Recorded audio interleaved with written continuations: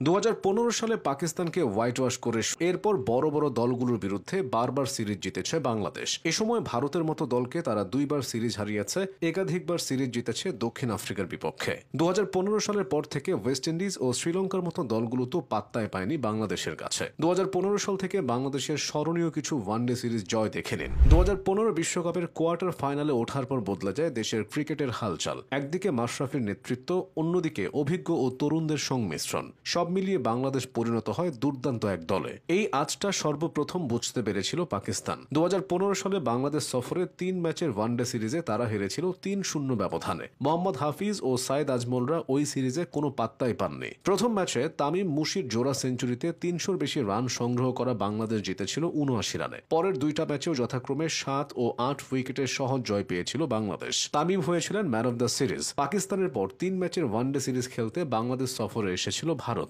রোহিত, কোহলি, ধোনি, ধাওয়ান, জাদেজা ও রায়নাদের নিয়ে সাজানো সে দলটা ছিল ভয়ঙ্কর। কিন্তু এক মুস্তাফিজের কাছেই ধরাশায়ী হতে হয়েছিল দলটাকে। মিরপুরের পিচ তখনও এতটা খারাপ হয়নি। সিরিজের প্রথম ম্যাচে সৌম্য ও তামিমদের ঝোড়ো ব্যাটিংয়ে ভর করে ভারতের বিপক্ষে বাংলাদেশ 300-র বেশি রান জমা করেছিল। পরে অভিষিক্ত মুস্তাফিজ 5 উইকেট নিয়ে বাংলাদেশকে 79 রানে জয় এনে দেন। প্রথম ম্যাচের পর দ্বিতীয় ম্যাচেও মুস্তা আরেকটা ফাইফার তুলে নেন। 43 রানে 6 উইকেট নিয়ে ভারতকে মাত্র 200 রানেই আটকে দিয়েছিলেন তিনি। এরপর 6 উইকেটের জয়ে বাংলাদেশ ঐতিহাসিক সে সিরিজটা নিজেদের করে নিয়েছিল। যদিও শেষ ম্যাচ হারায়, সেবার ভারতকে হোয়াইট ওয়াশ করা হয়নি। একই বছর সাউথ আফ্রিকার বিপক্ষেও প্রথমবারের মতো সিরিজ জিতেছিল মাশরাফির দল। যদিও সে সিরিজটা একেবারে সহজ ছিল না। প্রথম ম্যাচে রাবাদার তাণ্ডবে হারতে হয়েছিল বাংলাদেশকে। দ্বিতীয় ম্যাচে মুস্তাফিজ ও নাসিরদের দারুণ বোলিংয়ে কামব্যাকের সুযোগ তৈরি হয়। সে সুযোগটা কাজে লাগান সৌম্য সরকার।